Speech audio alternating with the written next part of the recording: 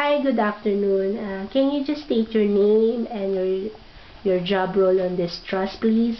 Yeah, hi. My name is Pam, and I'm a senior staff nurse in Milton Keynes Hospital NHS Trust. Oh, thank you for that. How long have you been here, Pam? I've been here for about 11 years now. Oh, that's a very long time. Yes, indeed. Yeah. All right. So far, you're enjoying your stay here. Yes, of course. I guess. Yeah, because I've been here for like 11 years, so I guess I do. Okay. Right.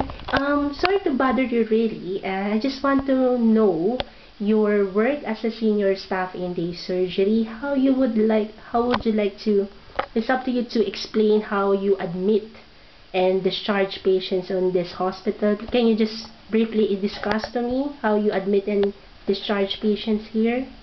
On admission, we normally use one page.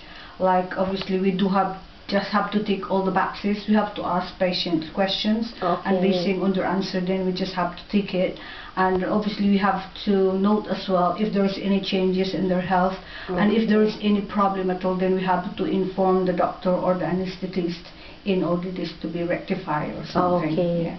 All right. How about on the discharge criteria? How would you actually say that patient is safe to go home? We normally have, again, we have this one-page form that we normally take before the patients go home. So basically we have to make sure the patient pass urine, manage to eat and drink, mobilize safely, and the pain is well controlled before we can send the patient home. All right. And at the same time we have to make sure that obviously they do have someone to look after them for 24 hours before we can really discharge them home. Okay. I guess you actually observe the safety as well, the safety side of the patient before you discharge them. I mean, if they're really safe to go home, how will you actually say if the patient is safe to go home? Like what you said, they need to be pain-free, or the pain should be under control, isn't it? It should be well controlled, because we don't normally have the criteria wherein you have to take, as I mentioned earlier. Is it only just a one-page form? One-page form, yes, that we have to take the patients, obviously, as I did mention, that they manage to eat and drink, pass urine and everything. Social-wise, pain well controlled. And they have escort, as you said. Yes. Make sure someone have to collect them from the hospital before we can send them home. I see. Okay, with all the things that you've mentioned, do you think you have used the theory of Roper-Logan and Cherney?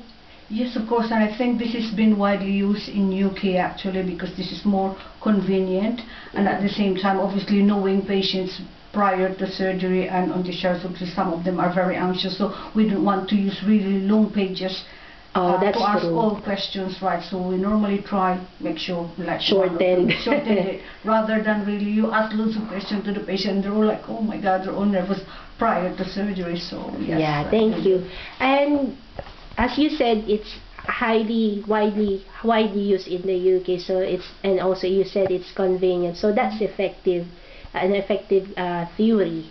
Yes, indeed. I guess it is. Okay, thank you, Pam, for your time. Bye. You're welcome. Bye-bye.